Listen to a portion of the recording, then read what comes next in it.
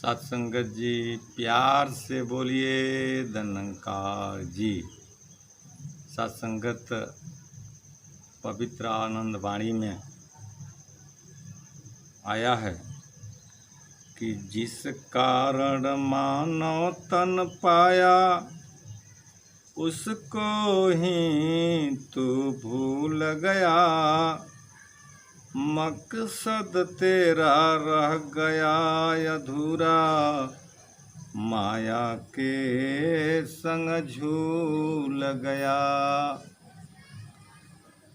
सत्संगत जी, गोस्वामी तुलसीदास जी बड़े सुंदर भाव से मानव मात्र को चेतावनी भरी लहेज में संकेत दिया है।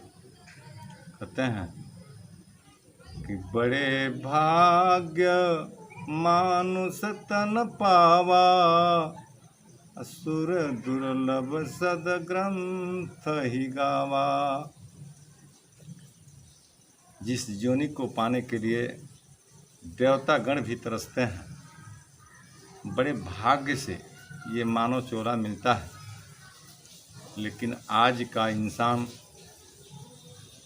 अपने आप को माया के वशीभूत होकर के रात दिन माया के चकाचौंध में फंसते जा रहा है। कहते हैं कि जिस धन वैभव के खातिर मानव जीवन में दौड़ लगाता है, दौड़ दौड़ के थक जाता है, माल पराया होता है। आज के परिवेश में ये मानव दौड़ते दौड़ते थक जाता है और अपने लक्ष्य को प्राप्त नहीं कर पाता है। एक लाइन वह याद आती है कि जब अपने ही घर के, अपने ही परिवार के, कुटुंब कबीले से कोई भी आदमी अपना दम को तोड़ देता है तो अंतिम संस्कार के लिए आदमी लेकर के चलता है और संस्कार क्रिया इत्यादि कर देता है। उसके बाद से ही अपना ही औलाद अपने सगे संबंधी, दोस्त, मित्र को एक शोक संदेश लिखता है और लिखता है शोक संदेश में कि बड़े दुख के साथ सूचित किया जाता है कि हमारे पिताजी का निधन हो गया।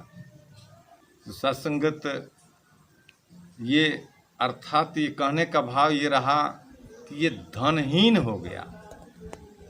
जिस धन के लिए सुबह से शाम तक, आखिरी समय तक ये इंसान दौड़ता रहा, वह आज धनहीन हो गया। खाली हाथ आया है और खाली हाथ जाना है।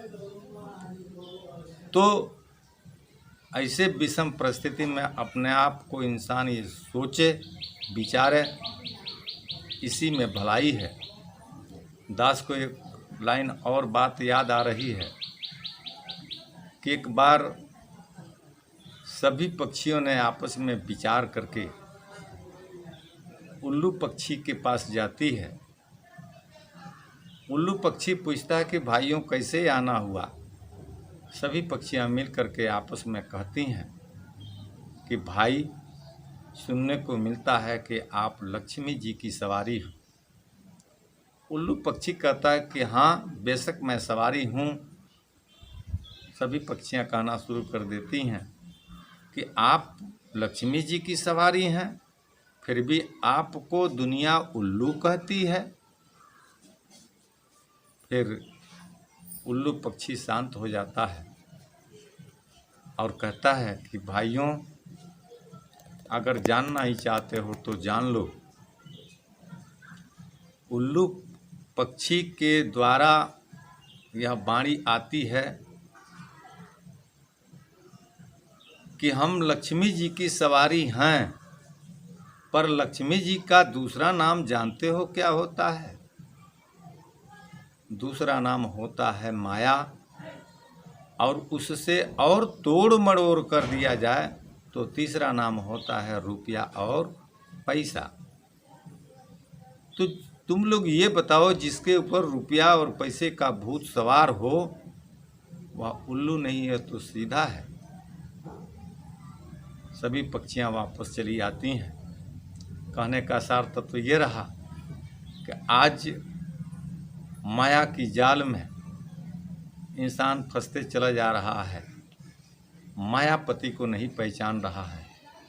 महत्व इस बात की है कि माया को साथ में रखते हुए मायापति को पहचाने, इसी में आपकी भलाई है। और दास यही प्रार्थना करेगा कि हे जगत के मानो, आप आओ और इस रमे हुए राम को जान लो, पहचान लो सद्गुरु के माध्यम से। यही विनती, यही प्रार्थना है।